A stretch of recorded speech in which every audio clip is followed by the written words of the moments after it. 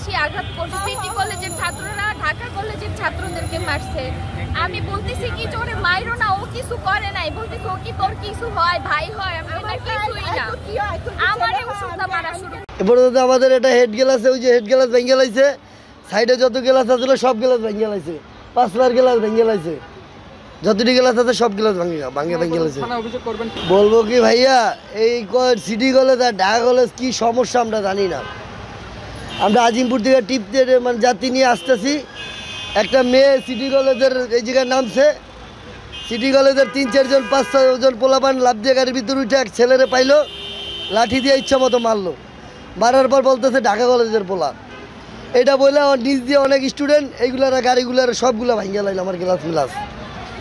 এখন এই গ্লাসগুলো ভাঙার পরে অনেক যাত্রী ছিল আমার গাড়ির ভিতরে, 20-25 জন। যে জানতে পারছে মেলা ভাই নামিয়ে গেছে। 3-4টা মহিলা কাঁদছে, ব্যথা পাইছে, একটা কাঠের লাঠি দিয়ে বাইরেছে সবাই।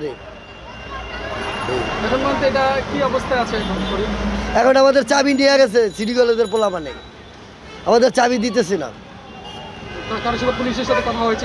এখন পুলিশের সাথে কথা হয়েছে, পুলিশ বলছে তুমি দেখলে চিনবো। আমি বলছি হ্যাঁ দেখলে চিনবো, মোটা একটা ছেলে, কিন্তু এখন তার দেখতেছি না, সে তো মনে হয় ভিতরে। এখন ইনকাম কিভাবে চলবে? তারা আমাদের ইনকাম, গাড়ি না চললে আমরা ইনকাম দিব কিভাবে? পারিবারিক সমস্যা হবে না, অনেক সমস্যা হবে। কিন্তু এখন দেখি কি করে। হ্যাঁ একটা বাড়ি, এবারে একটা বাড়ি দিয়েছে ওই কাঠ দিয়ে একটা বাড়ি দিয়ে এই জায়গায় ফাটাই বলছে। এরপরে আমাদের এটা হেড গ্লাস, ওই যে হেড গ্লাস ভেঙে লাইছে, সাইডে যত গ্লাস আছিল সব গ্লাস ভেঙে লাইছে, 5 গ্লাস ভেঙে লাইছে, যতটি গ্লাস আছে সব গ্লাস ভেঙে লাইছে। এখন অভিযোগ করবো কিনা, এখন মনে করেন মালিক পক্ষ আছে, তারা যদি সিদ্ধান্ত নেয় অভিযোগ করার, তখন আমরা অভিযোগ করতে পারবো।